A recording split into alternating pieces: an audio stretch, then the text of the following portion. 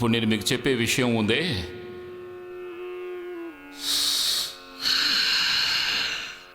ఒక్కొక్క కాలితో ఇక్కడికి వచ్చినప్పుడు చాలా వేడిగా ఉంది. ఇప్పుడు చూడడానికి చాలా సుఖంగా ఉంది కదా. ఎలా ఉందంటే సకల కృపలు బ్రహ్మముహూర్తంలోనే లభిస్తున్నట్టుగా ఉంది. బాగా బలంగా శ్వాస తీసుకోండి.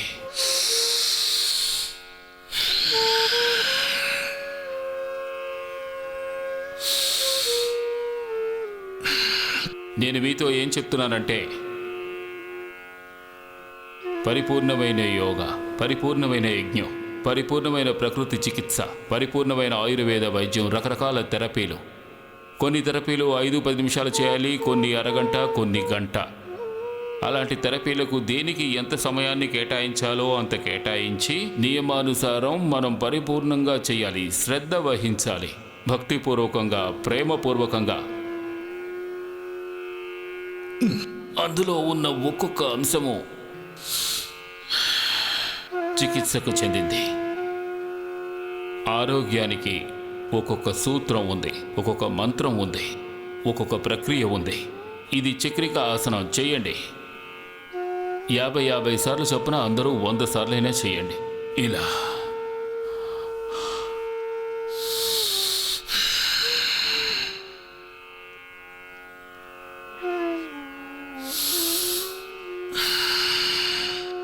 ముందు 8 నుంచి 10 విషయాలు చెప్తాను, ఆ తర్వాత నేను చిన్న చిన్న విషయాలు చెప్తాను. ఇప్పుడు ఎవరైనా స్థూలకాయాన్ని తగ్గించుకోవాలనుకుంటే ఇదిగో ఈ అభ్యాసాన్ని 100 చొప్పున 200 సార్లు చేయాలి. అంతేకాదు వాళ్ళు సొరకాయ జ్యూసు తాగాలి. అలాగే అశ్వగంధ పత్రాలతో టీ పెట్టుకుని తాగాలి. గోమేధకాన్ని ఉదయాన్నే పరగడుపున సేవించాలి. స్థూలకాయం ఎక్కువగా ఉంటే మెంతులు కూడా కలిపి తీసుకోవాలి. సొరకాయ వీళ్ళకెంతో మంచిది. అలాగే వాళ్ళు 2 నుంచి 3 మాసాల్లోగా 30 నుంచి 40 కేజీల వరకు, అలాగే 6 మాసాల వరకు చేస్తే వాళ్ళు 100 కేజీల వరకు బరువు తగ్గుతారు. ఎంత చెప్పాను చెప్పండి, గట్టిగా చెప్పండి. 100 కేజీల వరకు బరువు తగ్గిపోతారు కేవలం 6 మాసాల్లోనే. ఇంతకంటే గొప్ప విషయం ఏమైనా ఉంటుందా ఎవరికైనా? నేను 2 క్వింటాల బరువు ఉన్న వ్యక్తిని యోగా గ్రౌండ్లో చూశాను. ఎన్ని క్వింటాలని చెప్పాను? 2 క్వింటాల బరువు ఉన్న వ్యక్తిని కూడా నేను తగ్గించాను. ఒక్కొక్క కాలుతో, తర్వాత 2 కాళ్లతో 10 సార్లు చేయాలి. అర్ధలాసన్, తర్వాత పాదవృత్తాసన్, రౌండ్గా చేయాలి. తర్వాత పృథ్వీ చక్రాసన్. మధ్య మధ్యలో కాసేపు విశ్రాంతి తీసుకోండి. కానీ బరువుగా ఉన్న వాళ్ళకి ఒక నిబంధన, వాళ్ళు చిరుతిళ్ళు తినడం పూర్తిగా మానేయాలి. ఈ చిరుతిళ్ళు, అలాగే సోమరితనం. మా గురువుగారు చెప్తుండేవారు, చిరుతిళ్ళు తినేవాడు, బద్ధకంగా ఉండేవాడు జీవితంలో విజయాన్ని సాధించలేరు అని చెప్పేవారు. వాళ్ళు గెలవలేరు. ఎప్పుడైతే వాడు ఏ పని చేయడానికైనా బద్ధకిస్తూ ఉంటాడో అప్పుడు అన్నీ చెడిపోయి తల్లకిందులుగా మారిపోతాయి. అలాగే తిండిపోతుకైతే ఆరోగ్యం పూర్తిగా పాడైపోతుంది. ఏం చేస్తాడు? శరీరం పూర్తిగా అడ్డదిడ్డంగా పెరిగిపోతుంది.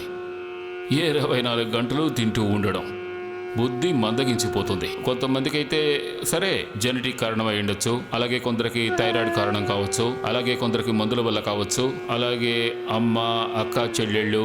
నిజానికి తల్లి, అక్క, చెల్లెళ్ళే ఈ భూమి మీద అధికంగా తపస్సు చేసేవాళ్ళు. అలాంటి వాళ్ళని మనం అభినందించాలి. వారి జీవితంలో సగభాగం ఈ మానవులకు భూమి మీద జన్మ కల్పించడంతోనే సగం అయిపోతుంది. ఎంతోమంది తల్లులకి, అక్కచెల్లెళ్లకు డెలివరీ తర్వాత బరువు పెరిగిపోతూ ఉంటుంది. డెలివరీ తర్వాత ఏదో ఒక బాధ వారికి జీవితాంతం ఉండిపోతుంది. ఆ తర్వాత వాళ్ళకు పుట్టిన పిల్లలు పెద్దవారై వాళ్ళు బాధ పెడుతూ ఉంటారు. పాపం ఆ తల్లి రక్త కన్నీరు పెడుతూనే ఉంటుంది. కడుపులో ఉన్నప్పుడు ఆమె రక్తాన్ని తాగి పెరిగినవాడు. ఒకరోజు నేను ఒక వ్యక్తిని ఓ విషయం అడిగాను, ఎందుకు ఊరుకూరికే మీరు నా రక్తాన్ని తాగుతున్నావు అంటున్నారు అని. అందుకమ్మ మీరు బాగా చదువుకున్నవారు, మీకే తెలీదా అని అడిగింది. వీళ్ళు నా కడుపులో ఉన్నప్పుడు నా రక్తం తాగే పెరిగారు, బొడ్డు నుంచి ఒక పేగు వస్తుంది. ఆ పేగు నుంచి బిడ్డ ఉద్భవిస్తున్నప్పుడు ఆ బిడ్డ 3 నుంచి 4 కిలోల వరకు అమ్మ రక్తం తాగే కదా పెరుగుతోంది.